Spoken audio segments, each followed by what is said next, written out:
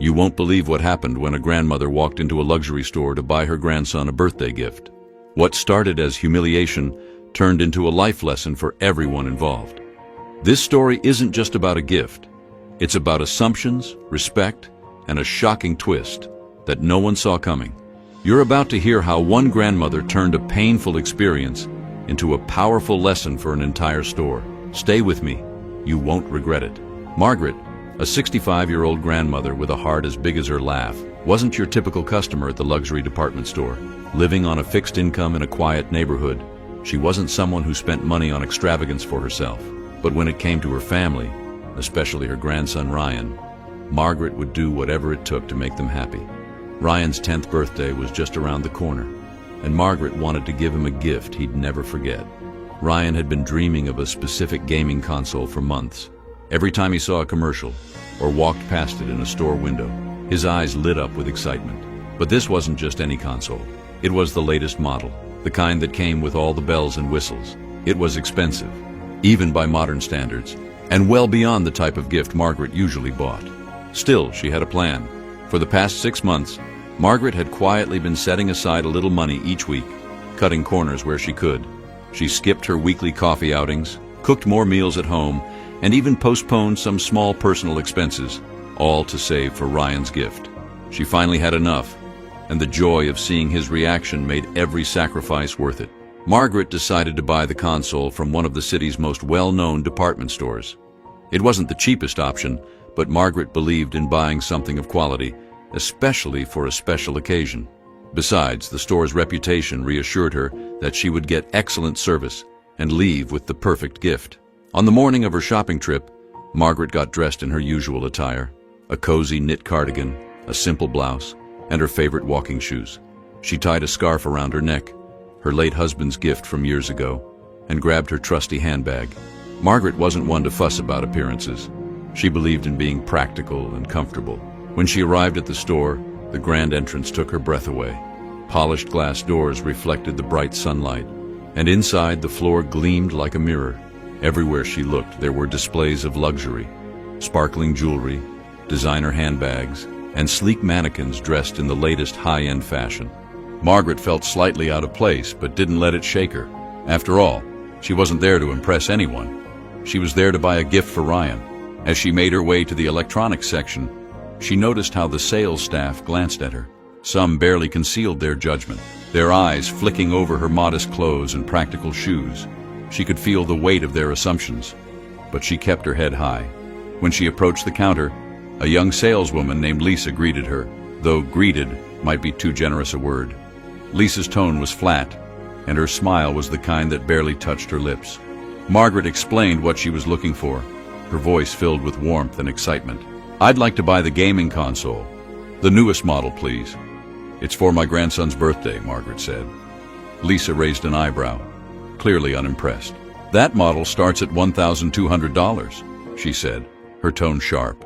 "Are you sure that's what you're looking for?" Margaret nodded confidently. "Yes, I've been saving up for this. It's exactly what I want." But Lisa's doubt was evident. Her eyes scanned Margaret from head to toe, and her lips curled into a faint smirk. "That's a pretty high price," Lisa said, her words dripping with condescension. "Most people look at other options first. Are you sure you don't want to check something more affordable?" Margaret's heart sank. It wasn't just what Lisa said. It was the way she said it, as if Margaret didn't belong there, as if her presence was some kind of inconvenience. Despite the knot forming in her chest, Margaret kept her composure. "I've already looked around," Margaret replied firmly. "This is what I came here for." Lisa exchanged a look with another employee, Mark, who had been standing nearby.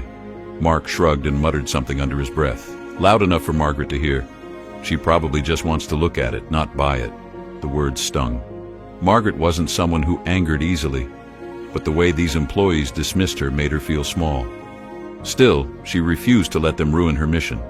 She stood her ground and asked Lisa again to show her the console. But instead of assisting her, Lisa hesitated. "I don't think we have any in stock right now," she said quickly, hoping to get rid of her. Margaret frowned. She had seen the console in the display case on her way in. "Then what's that one in the case?" she asked, pointing to it. Lisa froze, realizing she'd been caught in a lie. Before she could come up with an excuse, another voice interrupted the tense moment. A calm, authoritative voice that would change everything. Lisa hesitated for a moment, unsure of how to respond to Margaret's direct question about the console in the display case. The awkward silence seemed to stretch on forever. Finally, she muttered, "Well, that's just a floor model. It's not for sale." Margaret's patience was wearing thin, but she maintained her composure. "Then can you check if you have one in stock, please? I've come a long way, and I'd appreciate your help." Lisa sighed dramatically, as though Margaret's request was a massive inconvenience. "Fine," she said, before disappearing into the back room. But Margaret noticed she was gone for less than a minute before returning empty-handed. "Nope, we don't have any left," Lisa announced, not even bothering to make eye contact. Margaret knew something wasn't right. "Are you sure? Can you double-check?" she asked politely, hoping to appeal to Lisa's sense of duty. But instead of agreeing, Lisa crossed her arms and replied with a dismissive tone, "I know our inventory. There's no point in checking again." At this point, Margaret could feel the judgmental stares of other staff members, and even some customers. She overheard snippets of whispered conversations. One woman said to her companion, "What is she even doing here?" Another muttered, "She clearly can't afford anything in this store." Margaret felt the heat rise to her cheeks, but she refused to let their words break her. She had worked too hard, saved too diligently, and cared too deeply for her grandson to walk away now. With steady determination, she turned to Mark, the other employee standing nearby. "Excuse me," she said, her voice steady but firm. "Can you check the stock for me? Maybe you'll find something Lisa missed." Mark looked startled, caught off guard by her directness. But instead of helping, he smirked and said, "If Lisa says we don't have it, we don't have it. Maybe you should try somewhere else." The humiliation was piling on, layer by layer. Margaret glanced around the store, trying to decide if she should demand to see a manager. But before she could make a move, she heard the sharp click of heels approaching. The sound cut through the tension like a knife. Margaret turned and saw a tall, elegant woman walking toward them. She had an air of authority, her posture straight, and her expression calm but focused. The woman was Eleanor, the store's owner. She often visited unannounced to observe how her staff interacted with customers. On this particular day, she had been walking the floor when she noticed the exchange between Margaret and the employees. She hadn't intervened immediately, choosing instead to watch and assess the situation. What she had witnessed so far had been deeply disappointing. Eleanor approached the group and addressed Lisa and Mark directly. "What seems to be the problem here?" she asked, her voice calm but laced with an unmistakable undertone of seriousness.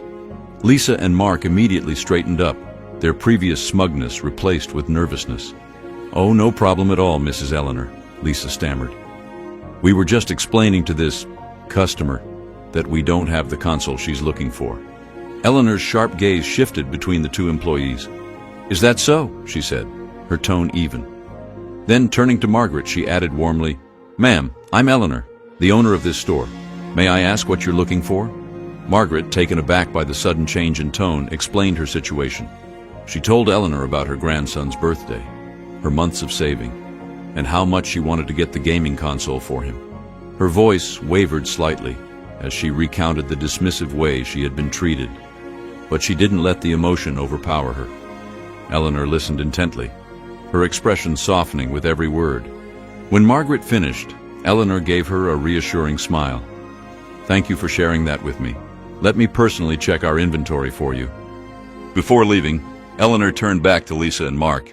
"Follow me," she instructed. The two employees hesitated, but they knew better than to argue. They trailed behind her, their earlier arrogance now replaced by visible unease. Margaret waited near the counter, unsure of what to expect. She could feel the eyes of other customers on her, but this time she didn't care. She held her head high, refusing to let anyone make her feel unworthy. A few minutes later, Eleanor returned carrying a pristine box with the exact gaming console Margaret had been searching for. "We had one left in the back," Eleanor said with a smile. "I've asked the staff to retrieve it for you, and I'll personally oversee the purchase." Margaret's relief was palpable. "Thank you," she said, her voice filled with gratitude. "I appreciate your kindness." But Eleanor wasn't finished. She addressed the crowd that had gathered to watch the scene unfold. "Let this be a reminder to all of us," she began, her voice firm but not angry. We must never judge someone based on their appearance. Every customer deserves our respect, regardless of how they're dressed or what we think they can afford. And to my staff, she added, turning to Lisa and Mark, this is a lesson I expect you to remember. Lisa and Mark nodded silently, their faces flushed with embarrassment. Eleanor could have scolded them further, or even fired them on the spot. But instead, she chose a different approach, one that would leave a lasting impact on everyone present. Eleanor's commanding presence brought a sense of quiet authority to the room. Lisa and Mark stood frozen, their earlier smugness replaced by nervous glances. Margaret, meanwhile, felt a mixture of relief and curiosity. Who was this woman, and why did her presence instantly shift the entire energy of the store? As Eleanor handed the gaming console box to Margaret, her expression softened. Ma'am, I deeply apologize for the way you've been treated today. This is not the standard of service we uphold here. Margaret nodded politely, her gratitude evident, but she said nothing yet. She wanted to hear how this would unfold. Eleanor then turned her attention to Lisa and Mark, her gaze firm but not unkind. Do you realize the message you've sent to this customer and everyone who's been watching? Your actions today represent not just yourselves, but the reputation of this entire store. Lisa opened her mouth to respond, but Eleanor held up a hand. No excuses. I want you to understand the harm caused when we judge someone based on their appearance. You assumed that this customer didn't belong here, that she couldn't afford what she wanted, simply because she wasn't dressed in a way you deemed acceptable. Do you realize how wrong that is? Mark shuffled uncomfortably, unable to meet Eleanor's gaze. I'm sorry, he mumbled, though it lacked conviction. Eleanor wasn't done. I don't want empty apologies. I want change. Do you know who this woman is? She gestured toward Margaret. Lisa and Mark exchanged puzzled glances and shook their heads. Eleanor smiled knowingly before revealing, This is my mother. The room went silent, the air thick with shock. Margaret's eyes widened slightly at the unexpected announcement, and the onlookers, including other employees and customers, visibly stiffened. Lisa's face turned pale, and Mark's jaw dropped. She raised me to treat everyone with dignity and respect, Eleanor continued. She taught me that a person's worth is not determined by the clothes they wear or the money they spend. And today, I find my own employees acting in a way that goes against everything I believe in, everything she taught me. Margaret, ever the gracious woman, gently placed a hand on Eleanor's arm. Now, she said softly. I don't want to see anyone lose their job over this. We all make mistakes. Eleanor nodded, but didn't let her staff off the hook so easily. You're lucky my mother is so forgiving. Instead of firing you both, I'm giving you a chance to reflect and do better. Starting today, you'll undergo customer service training, and you'll learn what it means to treat every person who walks through these doors with the respect they deserve. Lisa and Mark nodded vigorously, their earlier arrogance replaced with genuine remorse. Thank you for giving us another chance, Lisa said quietly, her voice trembling. Eleanor then turned to the gathered crowd, addressing everyone who had witnessed the incident. Let this be a lesson to all of us. Kindness and respect should never be conditional. They should never depend on what someone looks like or how much money we think they have. We all deserve to be treated with dignity. The customers, many of whom had been silently judging Margaret moments earlier, shifted uncomfortably. Some even nodded in agreement, their own prejudices brought to light by Eleanor's words. As the tension began to ease, Eleanor looked back at Margaret with a warm smile. Mom, she said softly, thank you for showing all of us what grace looks like. I hope Ryan loves his gift. Margaret chuckled. Oh, I'm sure he will. And I hope this is the start of something better for everyone. The room filled with a gentle murmur as the customers returned to their shopping, the lesson still hanging in the air. Eleanor walked Margaret to the checkout counter herself, personally ensuring the gift was wrapped to perfection. Before Margaret left, Eleanor gave her a warm hug and whispered, Thank you for being you. Margaret left the store with her head held high, the console tucked under her arm and a small, knowing smile on her face. What had started as a humiliating experience had turned into a moment of growth, not just for the staff, but for everyone watching. Instead of firing Lisa and Mark, Eleanor took a different approach. She called the entire staff together and used the incident as a teaching moment. It's easy to treat people well when they look the part, she said, but true professionalism means showing respect to everyone, regardless of how they appear. She gave Lisa and Mark a chance to redeem themselves, assigning them additional training on customer service and inclusivity. Margaret, ever the forgiving soul, even offered a word of encouragement. "Everyone makes mistakes," she said. "What matters is how you learn from them." Margaret left the store with the gaming console beautifully wrapped, her heart full of gratitude for Eleanor's intervention. Ryan's birthday was a hit, and the story became a cherished family memory. As for Lisa and Mark, they became some of the store's most courteous employees, often reflecting on the lesson they learned from Margaret that day. Thank you for watching this heartfelt story about kindness, respect, and second chances. If you enjoyed it and want to hear more inspiring tales like this one, don't forget to subscribe to the channel. Your support means the world and helps us share more stories that matter.